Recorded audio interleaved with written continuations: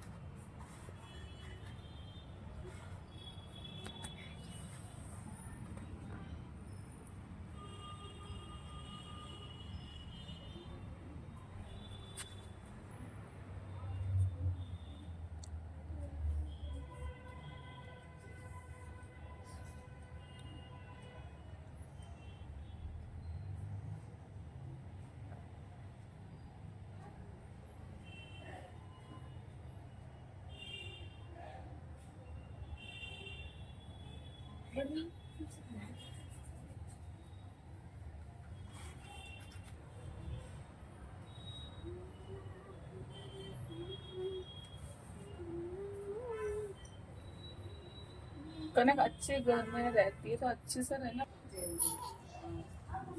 बोल गणेश जी महाराज की जय। ओम गंग गणपतये नमः। आज है पौष मास की गणेश चतुर्थी।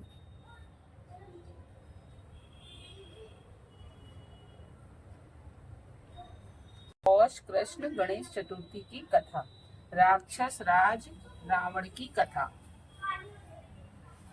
तो कथा पढ़ने से पहले 14 दाने या तो गेहूं चावल जो आपके यहाँ हो वो आप ले सकते हैं। तो आज मैं ये इस चौथ का उज्जमन कर रही हूँ।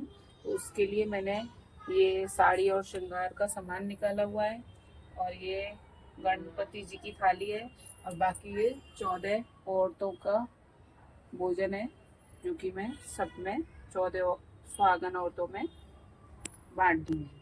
तो कहानी सुनने से पहले हमको ये 14 दाने चावल के लेने हैं। इन दानों को लेकर ही कहानी सुननी है और फिर जब हम चंद्र को अर्घ देंगे तो ये दाने को ऐसा हाथ में लेकर ही अर्घ देना है। तो आप पूरा वीडियो जरूर देखिएगा। मैंने काजल की 14 टिकली लगाई है, मेहंदी की 14 टिकली लगाई है, हल्दी की 14 टिकली लगाई है, ये रोली की 14 टिकली लगाई है और ये पैर में लगाने वाला आलता है उसकी 14 टिकली लगाई है। ये 5 तरह की टिकली लगाई जाती है और फिर गणपति की कहानी सुनी जाती है। तो आज है पौष कृष्ण गणेश चतुर्थी की कथा।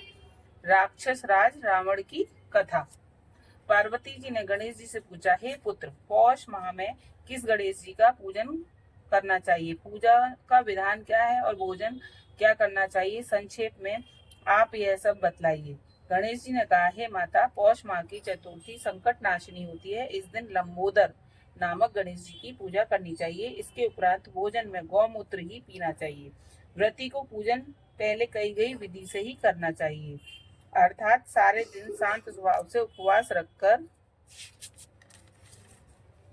व्रत करें, ब्रह्मचर्य का पालन करें, दिन में सोए नहीं, रात को पूजा से निपटकर ब्राह्मण को भोजन कराएं, दूध की खीर में शुद्ध घी डालकर गणपति मंत्र से हवन करें, तो वह राजा को भी अपने वश में कर सकता है। इस संबंध में हम आपको एक पुरानी कथा सुनाते हैं।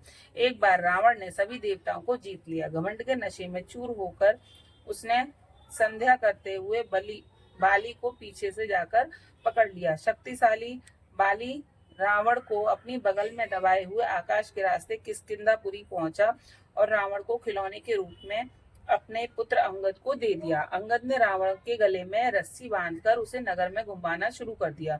संसार को जीतने वाले रावण की यह दशा देखकर समस्त नगर में रहने वाले उस पर हंसने लगे। वे कहने लगे, अरे जरा देखो तो सही, यह विश्व विजेता रावण आज राजकुमार अंगद द्वारा सड़कों पर घुमाया जा रहा है। नगर वासियों की बातें सुनकर रावण शर्मिंदा होकर लंबे लंबे सांस लेने लगा। उसका घमंड चूर चूर हो गया। उसने अपने नाना पुलत्स्य मुनि को याद किया। अपने नाती की दीन पुकार सुनकर मुनि को अचंभा हुआ कि उसके नाती की ऐसी दशा क्यों हुई। अधिक गर्व करने से देव, दानव, मनुष्य आदि सभी का नाश जरूर होता है।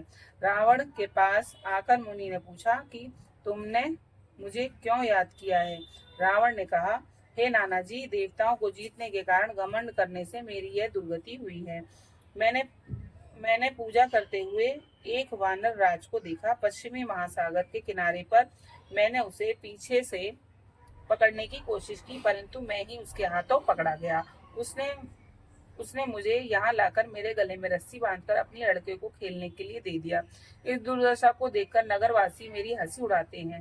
हे देव, इसी चिंता में मैं दुखी रहता हूँ। रस्सी में बंधे रहने से मैं कमजोर हो गया हूँ। हे स्वामी, अब मुझे क्या करना चाहिए? मेरे समान आपके कुल में कोई अन्य कुल को कलंकित करने वाला नहीं है। अब आप ही मुझे बचा सकते हैं। पुलत्स्य ऋषि ने कहा, हे रावण, डरने वाली कोई बात नहीं है। मैं तुम्हें उससे छुटकारा दिला दूंगा।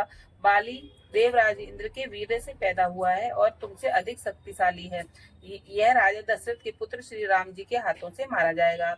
हे दैत्यराज, यदि तुम बाली के बंधन से छुटकारा चाहते हो तो मेरा कहा मानकर संकट नाशक गणेश जी का व्रत करो। पुराने समय में वृतासुर की हत्या के पश्चाताप हेतु इंद्र ने इस व्रत को किया था, इसलिए तुम भी इसी संकट नाशक व्रत को करो। बहुत जल्दी ही तुम्हारा संकट दूर हो जाएगा। ऐसा आदेश देकर पुलत्स्य ऋषि वन में प्रस्थान कर गए। तत्पश्चात रावण ने इस व्रत को किया। हे देवी, इस व्रत के करने से रावण उसी समय बंधन मुक्त हो गया तथा सुख से अपना राज्य करने लगा। श्री कृष्ण युधिष्ठिर से कहते हैं कि हे धर्मराज, आप भी इस व्रत को करें। इसके प्रभाव से आप युद्ध में समस्त शत्रुओं को मारकर अपने सुंदर राज्य को प्राप्त करेंगे। कृष्ण जी के कथनानुसार युधिष्ठिर ने पौष कृष्ण चतुर्थी का व्रत विधि सहित किया और अपने राज्य को दोबारा प्राप्त किया। बोल गणेश जी महाराज की जय। तो ऐसे ये पौष मास की कथा थी, ये संपूर्ण हुई। अब इस चावल के दाने में यहाँ रख दूंगी। जब मैं जल अर्पित करने जाऊंगी तब ये चावल के दाने मिलेंगे।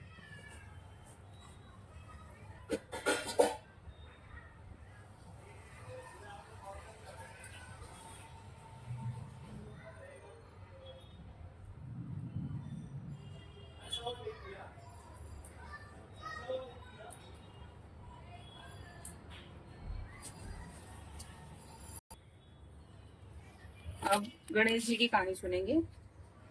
उसके लिए ये फिर से चावल के दाने लेंगे और ये जो हमने आलता रखा हुआ है ये अपने पैरों में लगाएंगे। एक गणेश जी थे, वो चुटकी में चावल और चम्मच में दूध लेके घूम रहे थे। कोई मेरी खीर बना दो, कोई मेरी खीर बना दो, ऐसा कहकर जब घूम रहे थे तो कोई उनकी खीर नहीं बना रहा था।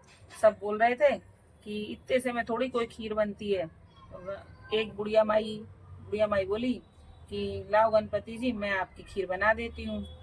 तो गणपति जी बोले कि ठीक है, इसको बड़े से बर्तन में बनाना। तो बड़े से बर्तन में बनाने के लिए खीर, और जब बन जाए तो मुझे घंटा बजा के आवाज दे लेना, मैं भोग लगाने आ जाऊंगा। तो बुढ़िया माई बोली ठीक है। बुढ़िया माई ने अपनी बहू से कही कि बहू, ये गणपति जी की खीर है और इसे बड़े से बर्तन में चढ़ा दो, और जब बन जाए तो घंटा बजाना, तो गणेश जी आ जाएंगे, भोग लगा जाएंगे। तो अब वो बहू जो थी वो पेट से थी। अब वो खीर बनने लगी तो खीर में उफान आने लगा। अब बहू पेट से थी, उसको भूख लगने लगी, तो उसने वो खीर जो उफान आने लगी तो चाट ली। अब वो खीर बनी तो बहू ने गणपति बुलाए। अब गणपति नहीं आए तो अब क्या करें, वही गणपति क्यों नहीं आ रहे। तो बुढ़िया ने बुलाए कि भैया गणपति जी क्यों नहीं आ रहे, खीर तो बन गई। तो गणपति जी आए, बोले तेरी तो बहू ने पहले ही भोग लगा लो, अब मैं काय को भोग लगाऊं। तो अब क्या करें। तो अब ऐसा कर कि भंडारो कर दे जब खीर को। ठीक है, तो भंडारे कर दिया। अब एक गांव खा गया, 2 गांव खा गए, ऐसे करके 7 गांव नौत दिए, फिर भी वो खीर खत्म नहीं हुए। अब क्या करें गणेश जी महाराज? बोले ऐसा करो कि अ, अब जो बची है खीर वो लेकर चारों कोनों में एक एक कलशों में गाड़ दो। तो वो खीर चारों कोनों में अपने घर के कोनों में गाड़ दी, एक एक कलशों में। अब गणपति जी चले गए। अब वो बुढ़िया माई के 2 दिन बाद बेटा आए। तो वो बेटा जहाँ जहाँ से आए में तहाँ तहाँ बुढ़िया की बड़ाई हो गए कि वाह बुढ़िया ने तो बड़ो भंडारो करो, खीर को भंडारो करो। अब बेटा आए तो बोले मैया हमने तो सुनी तेने बड़े भंडारे करे हैं, हमारे लोगों को अच्छू प्रसाद बचो तो हमें उधर दे।